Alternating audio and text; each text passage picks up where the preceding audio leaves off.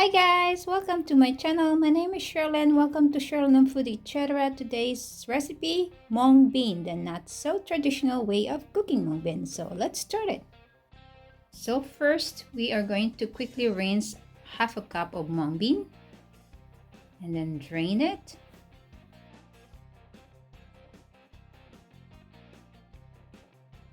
Next, we are going to cut up half a pound of pork belly. We're going to thinly slice it.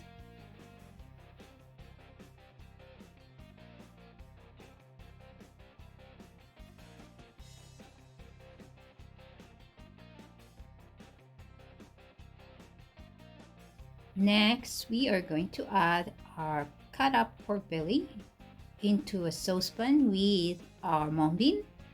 And then we're going to add at least 8 cups of water, or enough to cover the whole mung bean and the meat. Next, we are going to cook our pork belly with mung bean for at least 45 minutes or until tender. For our spices, we did 3 garlic cloves beans, half of onion sliced up, a little bit of tomato sliced up, and at least a tablespoon of ginger strips. We are also going to need 1 cup of pork rind broken into small pieces, a handful of baby arugula leaves, and of course the not so traditional way of cooking mung bean, 1 beaten egg. So once the mung bean and pork is full cooked, we're going to take it out from the heat, drain the water off from the mung bean, and set this aside.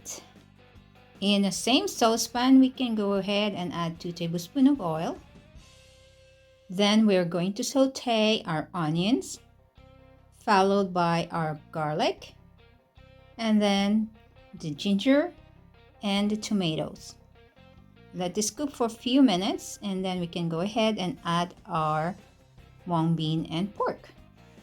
We're going to stir this until everything is well combined, and we can go ahead and add our seasoning, starting with fish sauce and some salt, and of course our ground black pepper. So we cook this for another minute or so, and afterwards we are going to add in our broth from pork and mung beans. Let this simmer for another minute, and then we can go ahead and add our pork rind.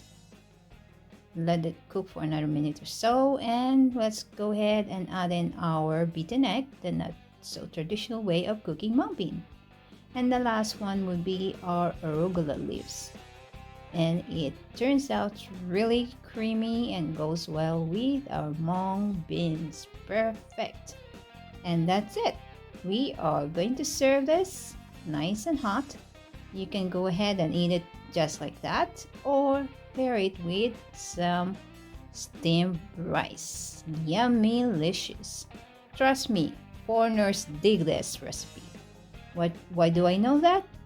Course, because my husband is a foreigner and he loves it. Hope you guys enjoyed this recipe. Thank you for watching. Bye.